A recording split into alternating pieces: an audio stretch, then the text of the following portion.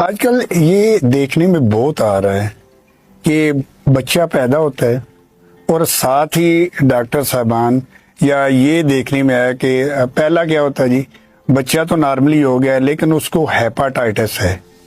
इसकी क्या वजह है और इस बात में कितनी सदाकत है? क्या ये वाकई होता है या कि इसमें कुछ डॉक्टर हज़रात ऐसा होता है? इसका ना कुछ हमारे नाजरीन को बताएं कि क्या वजह है। वो जो वर्ड हेपाटाइटिस है ना, ठीक है, हेपाटाइटिस तो नहीं होता। ठीक है, हेपाटाइटिस मींस जिगर की सोजिश, सोजिश, ठीक है, वो नहीं होता। ठीक है, वो यरकान वर्ड होता है।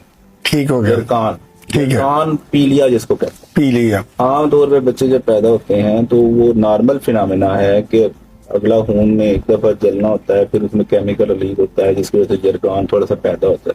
उसमें जिगर की सोजिश ऐसा उतना इन्वॉल्व नहीं होती। वो हेपेटाइटिस नहीं होता लेकिन वो यरकान होता है। ठीक हो गया, वो पीलियापन होता है। वो अमूमी तौर पे 70% 80% बच्चों को होता है। ठीक है, कुछ को कम होता है, कुछ को ज्यादा होता है, लेकिन यूजुअली वो नॉर्मल फिनोमेना है, नॉर्मल प्रोसेस है।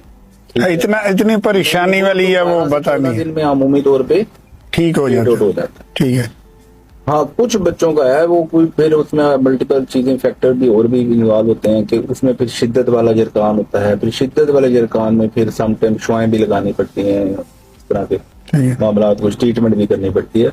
लेकिन वो शायद कोई 1000 में से शायद 10 बच्चे होंगे जो जिनको इतनी शिद्दत वाला